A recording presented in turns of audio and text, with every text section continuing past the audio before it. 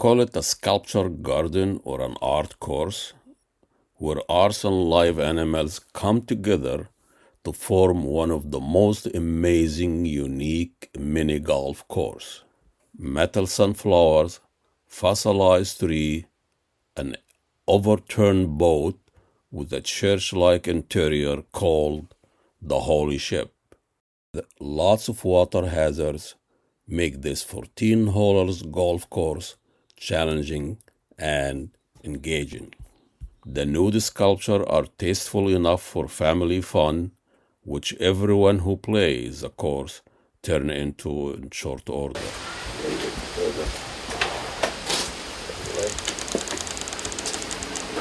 That's a good start. In the summer of 2019, before COVID hits, I stopped and talked to Bruce Stillman, the artist and the owner of Big Stone Mini Golf, an eye-popping mini golf course located in Minnetrista, west of Mounds. When I first bought this 17-acre property, it was just a big hayfield, and I wanted to do landscape sculpture, and that was back in 1991. And I started putting up sculptures, and it kind of came to me,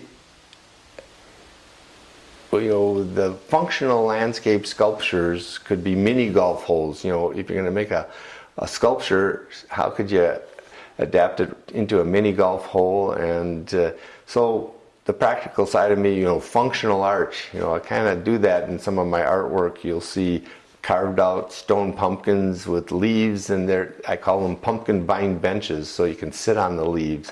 So yeah, the practical side of me, was the landscape sculpture into mini golf holes. And I, collected a lot of rocks. Back in 1982, I had bought an old warehouse because my kinetic sculptures were very successful, and I designed that into a 12 art studio building, and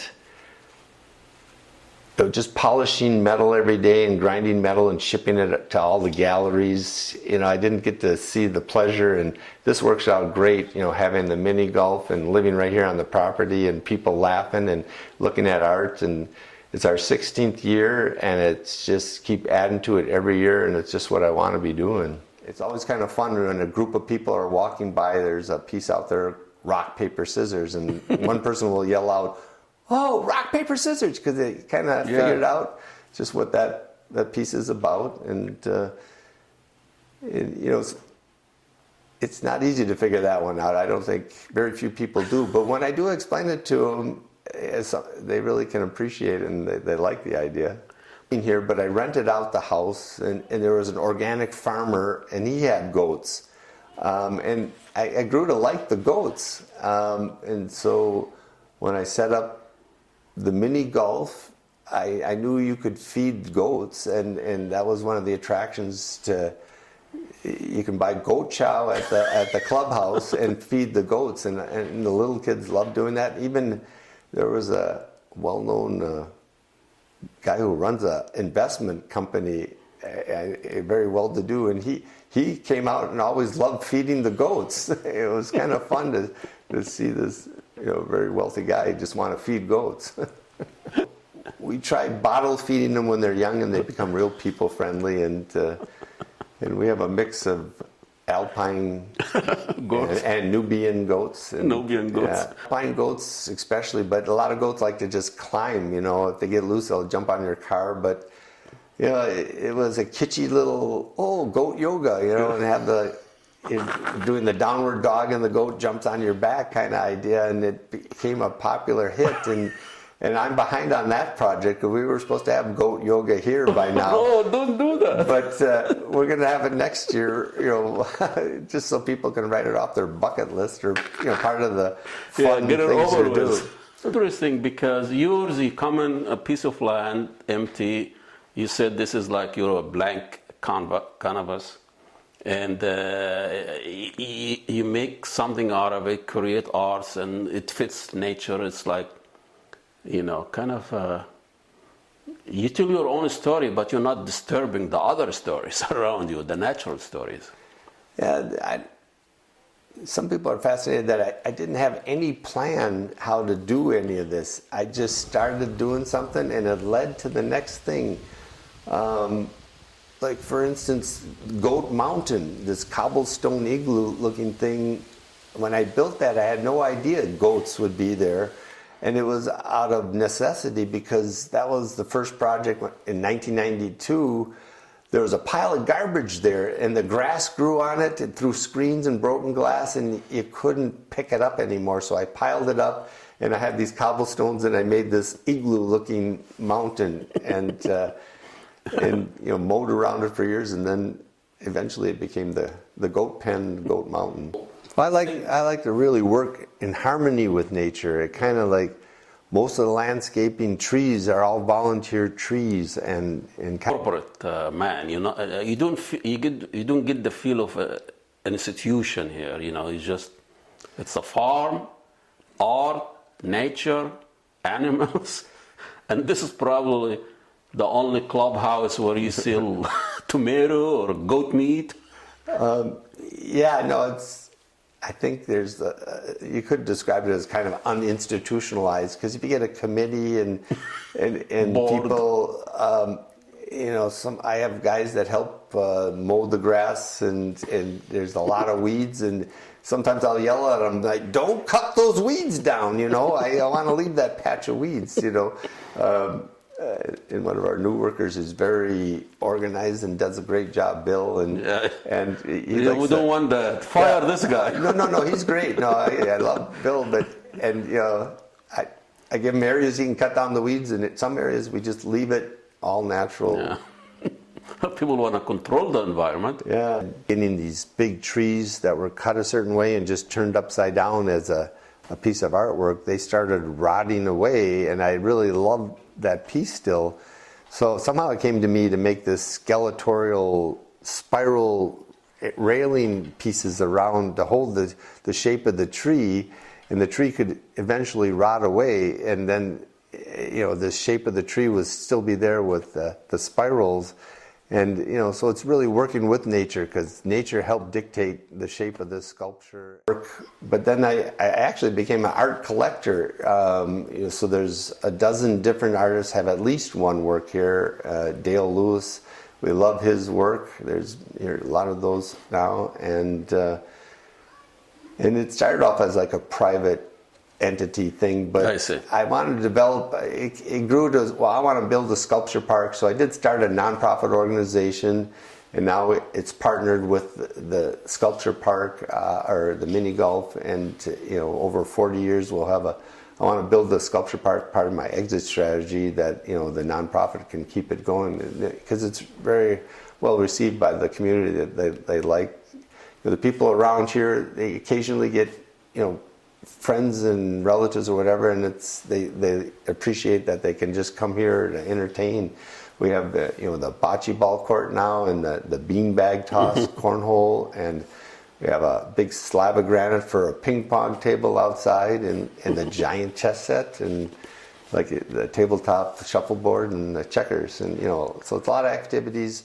Work is the very unique ambiance here, because you'll see a sculpture in front of a building or something, but here we have over 50 sculptures now, and it's really the strong part of the ambiance of the putting art with the other activities. Mm-hmm. I'm really passionate about art. Been doing it since I was 15 years old, and selling my little sculptures at the Uptown Art Fair when I was 16, and so it's been all my life. And I think someone once said golf is a one way of running a good walk, but this is an impressive walk through this amazing. Each hole is telling a different artistic story. So tell us about how the idea all started.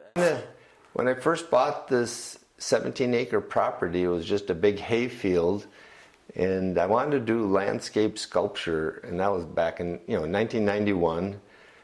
And I started putting up sculptures, and it kind of came to me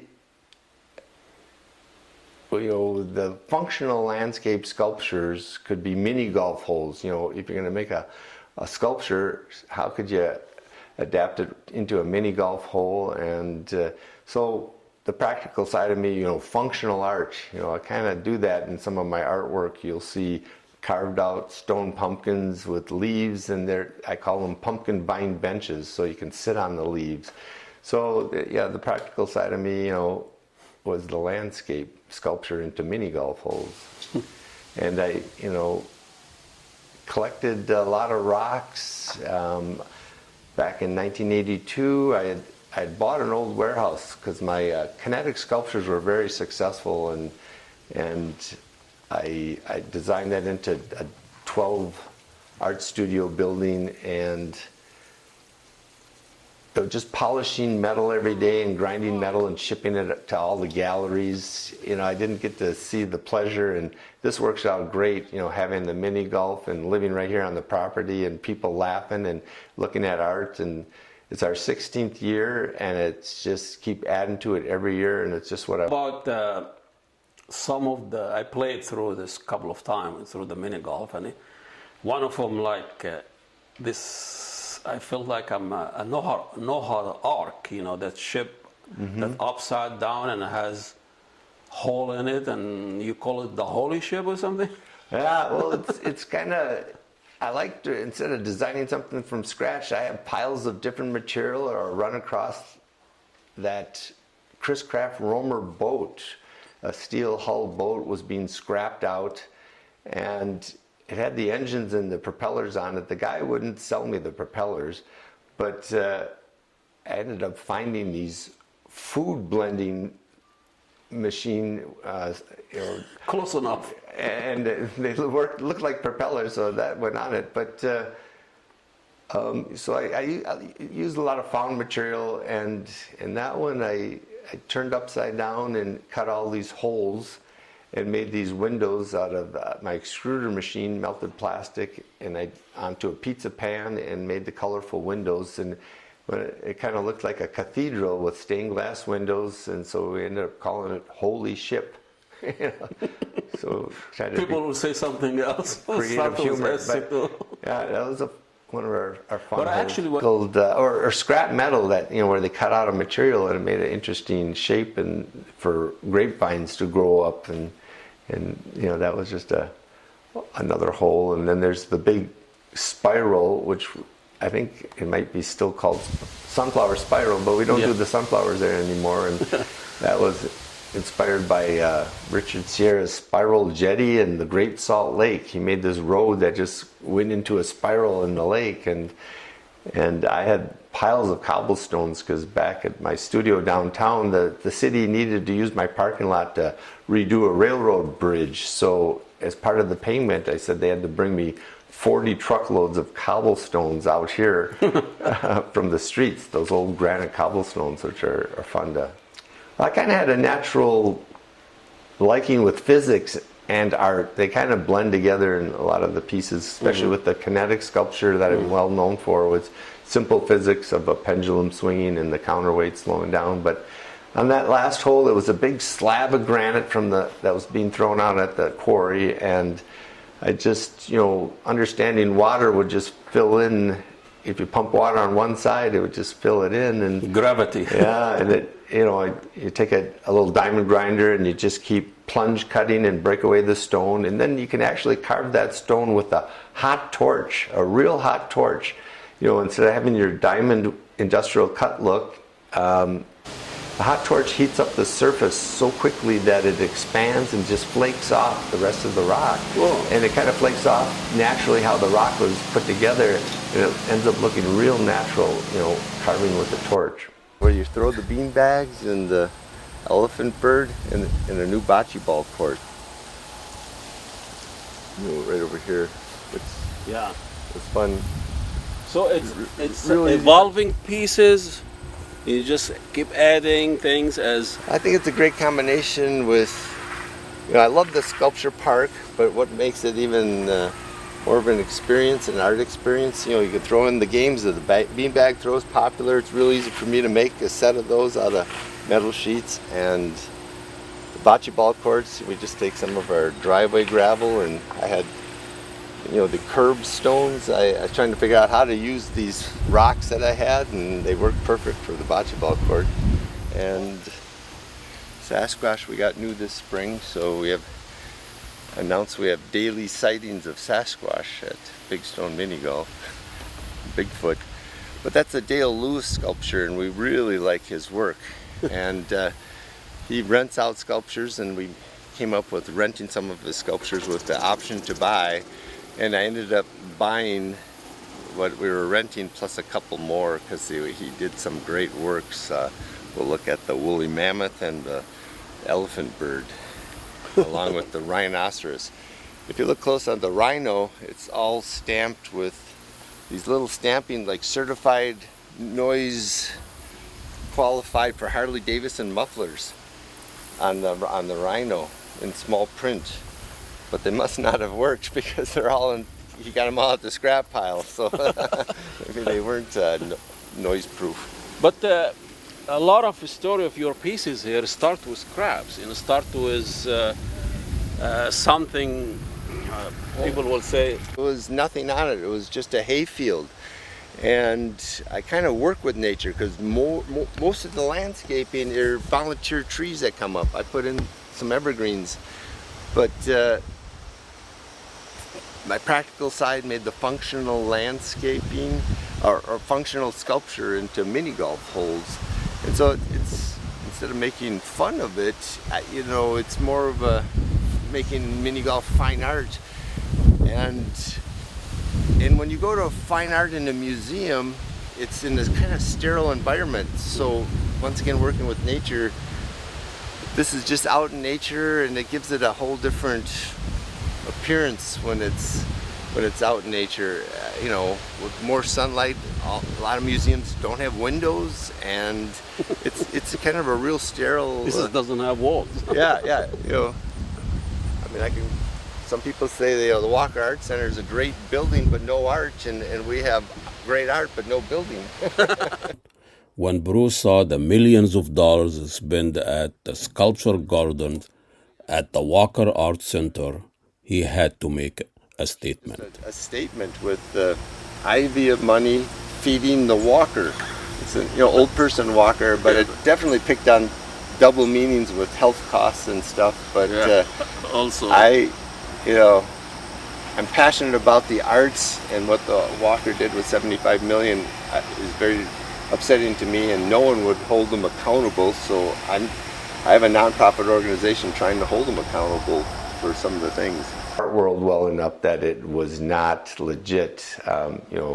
Being a nonprofit organization, you can't use deception to raise money, and I found cases of that they were using, and I actually took them to court, trying to get a judge to have disclosure on how the money was spent, but it's still a process of using our state attorney general, and I'm not going to get into that at this class. Finally, Bruce took me behind the scene in his workshop where he actually makes his art. Like a giant hot glue gun in the upside down boat that has those windows. Those are like recycled eyeglass lens material, and you just add your 3 primary colors to make all the different shades of color. And so how do you control whatever the outcome? You can control the temperature. If it's real hot, it comes out thinner and drizzly, or if it's cooler, you're melting down plastic in these chambers, and then there's a big auger that squeezes it out here. And all the windows on the upside down boat, I just had a pizza pan and just drizzled out the hot. I used this kind of hubcap metal for a form. Dust there. But there was a little lip here, and it shrunk into the lip, and I couldn't get the flat. So now it's like a permanent bowl. But now it's a piece of it. Yeah, but it drizzles out here, and you can kind of see it. Just the line just keeps stringing. I see. And when I had different colors in there, it actually transitioned into a different color as I'm squirting this.